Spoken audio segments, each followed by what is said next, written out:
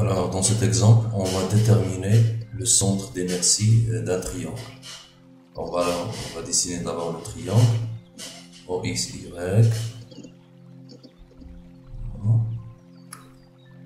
De côté A, B.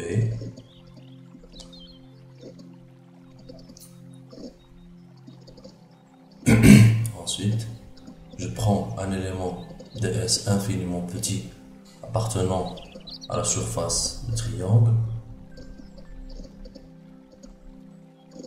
Le centre de cet élément infiniment petit, c'est P. Donc le point courant, c'est P. Donc les coordonnées du point P, c'est X, Y. Et bien sûr, le DS, les deux côtés de DS, c'est dx et dy. Ça veut dire que ds est égal à dx fois dy. Alors, ds, je peux écrire à côté que ds, c'est dx fois dy, longueur, largeur.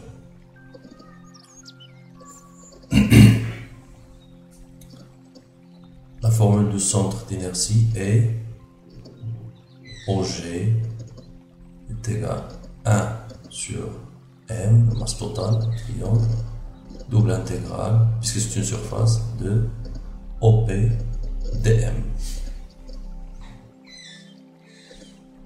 Avec bien sûr le vecteur position OP, point courant P, c'est XX plus YY. C'est le point courant P qui doit balayer toute la surface S du triangle. Il doit parcourir toute la surface. Donc, si on prend par exemple la composante XG, c'est la projection de OG sur X, donc OG scalaire X est égal à 1 sur M, l'intégrale de OP scalaire X dm.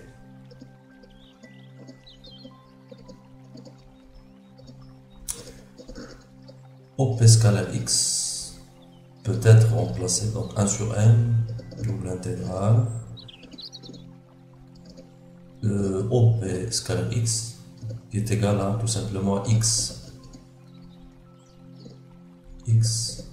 dm.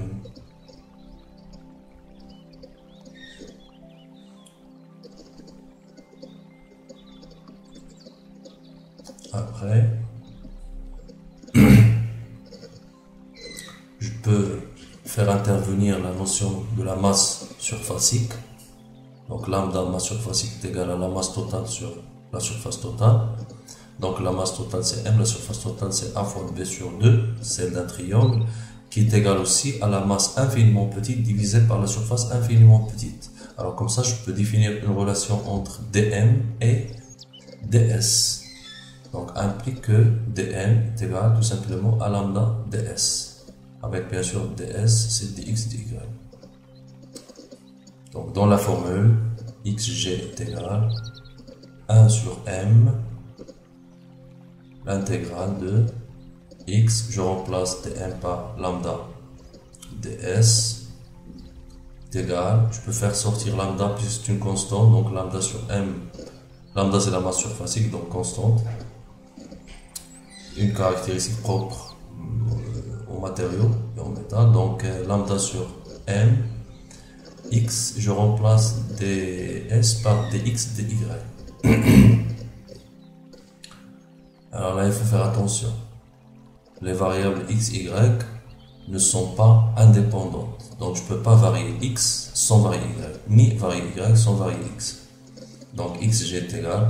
Lambda sur m, je peux la remplacer par 1 sur s, d'après la formule. Donc c'est directement 1 sur s. Double intégrale de x, dx, dy. Alors, il faut faire attention, les bords de x c'est de 0 jusqu'à a, mais attention pour y, c'est de 0 jusqu'à une valeur qui dépend de x. Donc, y, ça sera pas, si vous mettez b, vous allez sortir, votre point P va sortir de la surface du triangle. Si vous mettez 0a, 0b, ça sera tout simplement un rectangle et non pas un triangle. Voilà, donc il faut s'arrêter, il faut limiter la surface au niveau du segment AB. Donc, le segment ici, ou bien l'hypoténuse du triangle, tout simplement, c'est la frontière de la surface triangulaire. Là, voilà. Donc, lorsque x varie, y varie jusqu'à une position qui dépend de x. Donc, on va l'appeler y de x. Et bien sûr, vous voyez que ces différentes positions, c'est une droite. Donc, c'est tout simplement l'équation de la droite sous forme de ax plus b. Donc, la pente à l'origine, c'est moins b sur ax plus la pente est négative, donc c'est moins b sur ax, plus l'ordonnée à l'origine, c'est plus b. Donc est égal, je remplace s par ab sur 2, l'intégrale de 0 jusqu'à a, de l'intégrale de 0 jusqu'à y est égal à moins b sur a, x plus b, d de y, le tout. Je ferme la parenthèse, c'est que je dois d'abord calculer l'intégrale à l'intérieur des parenthèses, ensuite la deuxième intégrale, x dx. Donc cela implique que xg est égal 2 sur ab, l'intégrale de 0 jusqu'à a, donc la primitive entre crochets, la primitive de d de y c'est y, entre crochets de 0 jusqu'à moins b sur a, x plus b, fois x dx.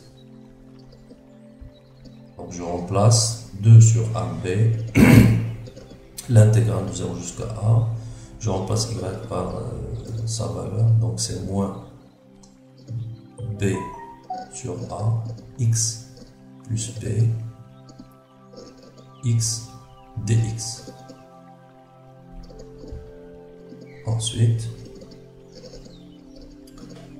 donc je peux introduire x à l'intérieur des parenthèses, donc ce sera 2 sur AB, l'intégrale de 0 jusqu'à A, alors ça sera moins B sur A x carré plus bx, le tout dx. Maintenant il faut chercher la primitive, donc c'est égal à 2 sur AB entre crochets moins b sur a x3 sur 3 plus b x carré sur 2 de 0 jusqu'à a. Et on remplace, donc ça sera 2 sur ab moins b sur a fois a3 sur 3. Je remplace x par a, 3 sur 3, plus, attention là c'est pas moi, c'est plus, je vais rectifier ça après, j'ai pas fait attention, donc plus b a carré sur 2. Après, je peux simplifier, donc ça sera moins, voilà, donc là il faut rectifier, ça c'est plus, c'est pas moins, c'est ce que j'ai dit tout à l'heure, donc ça c'est plus. Donc, moins b a carré sur 3 plus b a carré sur 2. Là, je peux simplifier AB, donc ça sera 2 facteur 2 moins A sur 3 plus A sur 2. Et moins A sur 3 plus A sur 2, ça sera 3A moins 2A sur 6. Donc ça sera 2 fois A sur 6. 2 fois A sur 6. C'est-à-dire que XG est égal à A sur 3.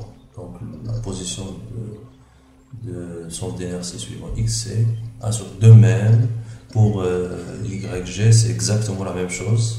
La même analyse, ou bien par analogie, ça sera Y est égal à B sur 3. Voilà, son d'inertie c'est à la position A sur 3 et B sur 3. Pour G est égal à A sur 3 suivant X plus B sur 3 suivant Y. Qu'est-ce qu'on peut faire aussi? On peut garder le même exemple. On va reprendre le même exemple. Donc, je vais reprendre le triangle. Donc, on reprend. Donc, je vais écrire cette phrase. On reprend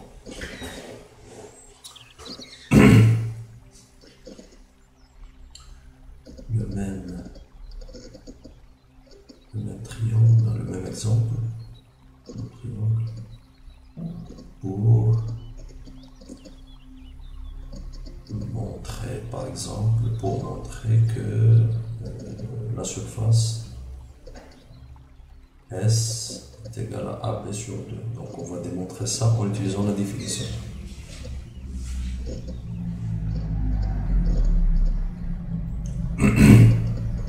Donc je vais d'abord dessiner le schéma triangle.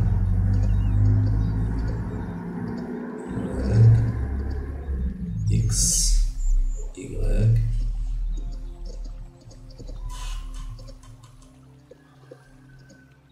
voilà, donc A et B, l'origine O, et comme toujours on prend un DS infiniment petit, en courant P, DS,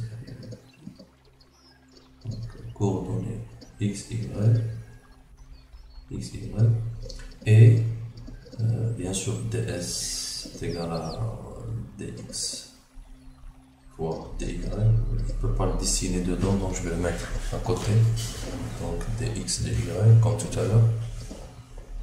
Donc tout simplement ds est égal à la longueur fois la largeur. Voilà.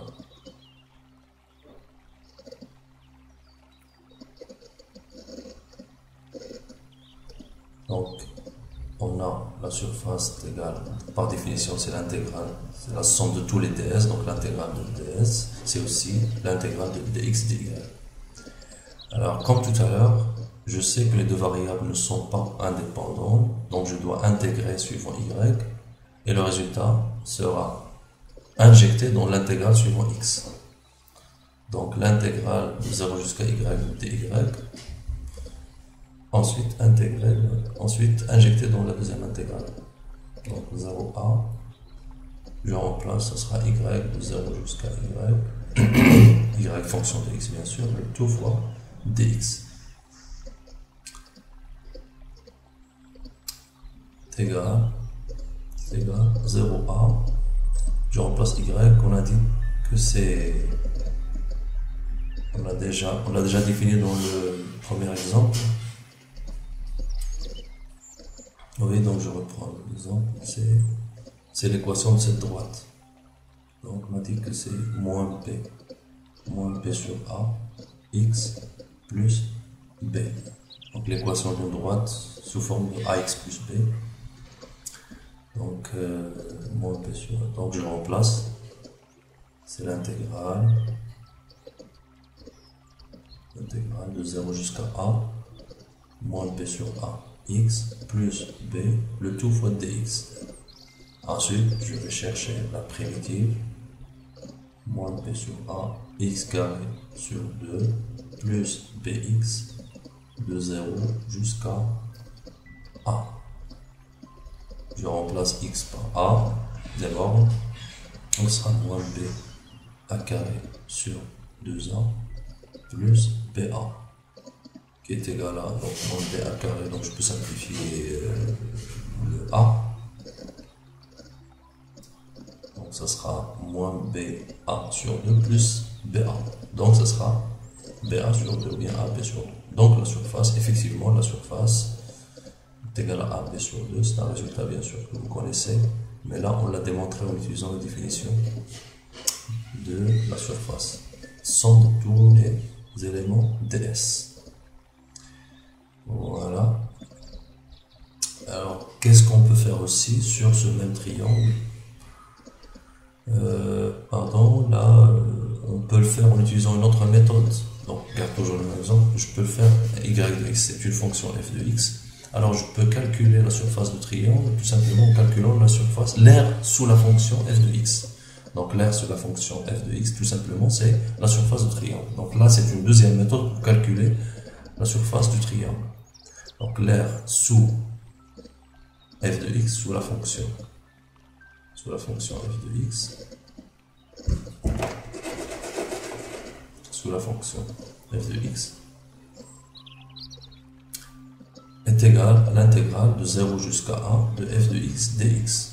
Donc est égal l'intégrale de f de x, bien sûr, c'est y de x, donc je remplace f de x par y de x, donc c'est l'intégrale de 0 jusqu'à 1 de y de x dx est égal à y, c'est moins b sur a x plus b fois dx. Et remarquez qu'on a retrouvé le même résultat que tout à l'heure, que pour la première méthode, donc c'est exactement le même résultat, c'est l'intégrale de moins b sur a x plus b fois d de x. Donc voilà, c'est exactement le même résultat, ça veut dire que ce que ça va donner, le reste bien sûr ça va pas changer, donc ça va donner le même résultat, donc directement je peux écrire que ça donne le même résultat, c'est AB sur 2. Donc ça c'est juste une remarque pour montrer qu'on peut le faire autrement. Au lieu d'utiliser la double intégrale de ds, je peux utiliser l'aire sous la fonction f de x.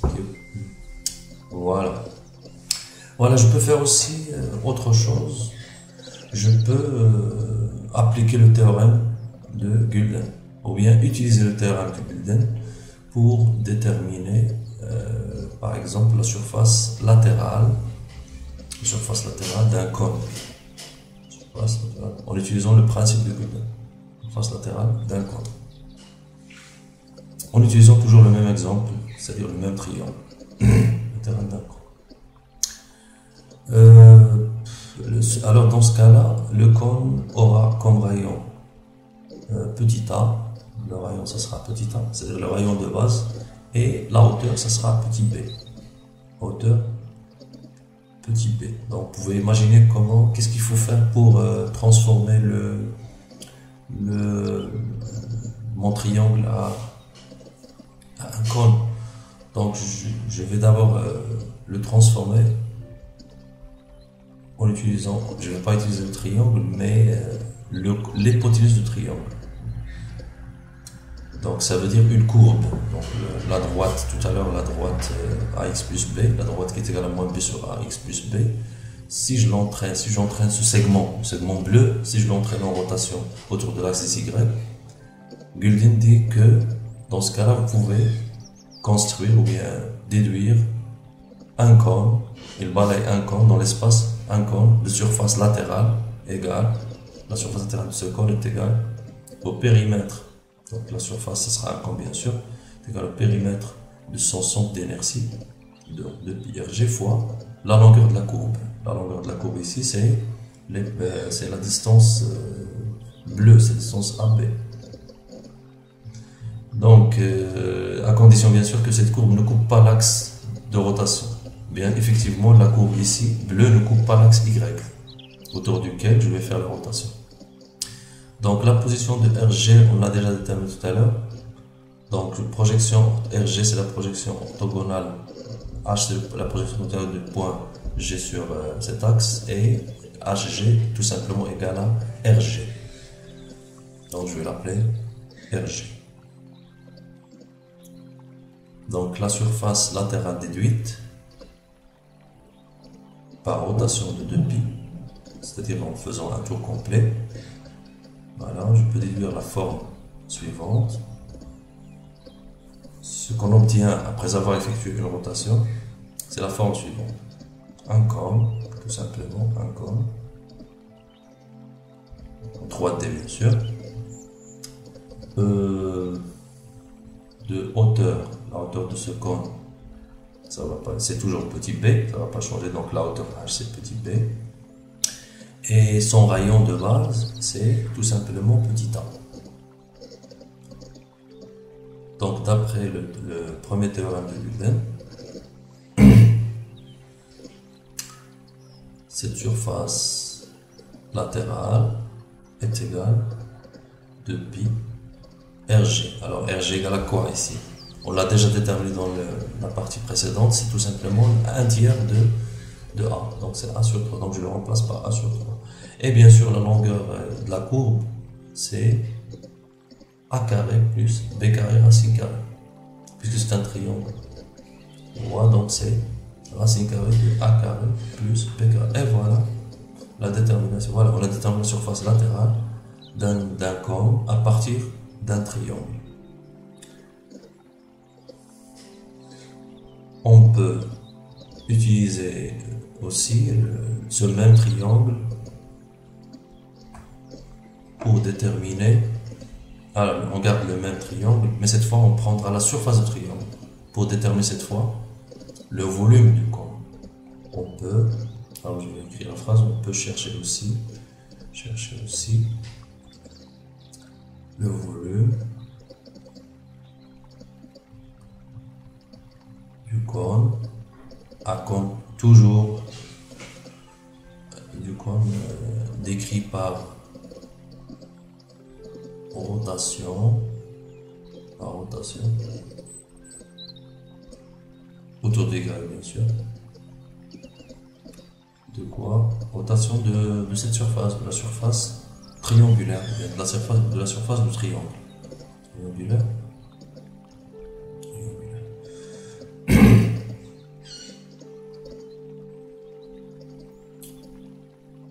Donc je vais refaire un deuxième schéma. C'est mieux de refaire un autre schéma. Puisque cette fois je vais prendre une surface, donc je refais un deuxième schéma. Mais c'est toujours le même principe, donc ça ne va pas changer. Donc toujours X, Y, O, le même triangle. Donc, oui, mais cette fois ça sera une surface. Donc là c'est B, ce sera la hauteur, et A, ce sera le rayon. D'après Gulden, si vous entraînez cette rotation de 2π autour de cet axe, à condition que cette surface ne coupe pas cet axe, effectivement c'est le cas, ça donne un cône, donc un volume plein. Donc le périmètre du centre d'inertie de la pièce, de la surface, multiplié fois la surface est égal au volume de ce cône, avec bien sûr la surface qu'on a prise, c'est la surface triangulaire, face d'un triangle, et le centre d'inertie c'est toujours G positionné à la distance RG par rapport à l'axe Y. Donc toujours la même valeur, c'est A sur 3. HG, toujours HG est égal à RG. H c'est la projection orthogonale de G sur l'axe des Y. Donc je peux écrire que simplement, d'après le théorème de Gulden, le deuxième théorème de la surface, donc d'après le théorème de Gulden, le théorème, vous pouvez le revoir sur un lien que je vais laisser dans la description. Le principe de Gulden, on l'a déjà vu en classe.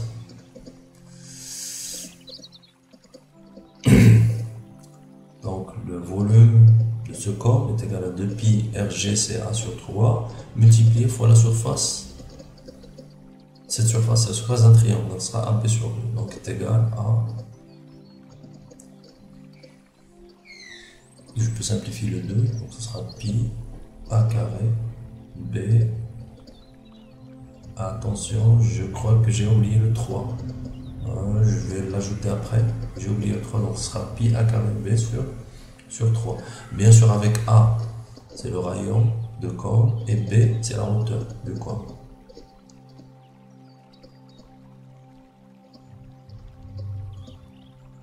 C'est bon?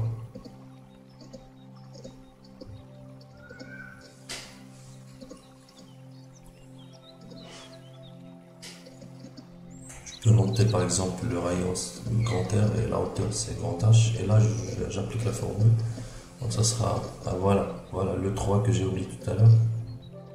Il faut mettre un 3, donc ça sera V est égal à pi R carré fois H sur 3, je crois que vous connaissez ce résultat. C'est la surface, donc le volume d'un cône c'est pi R carré, donc la surface de la base, j'ai multiplié fois la hauteur, le tout sur 3.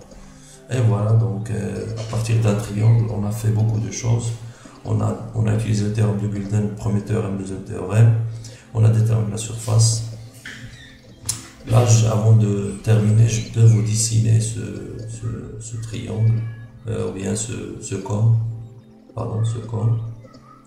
Alors ça va être un cône plein, comme tout à l'heure, mais cette fois c'est une pièce volumique plein. Et le volume, c'est, voilà, c'est ça le volume, rotation de 2 pi.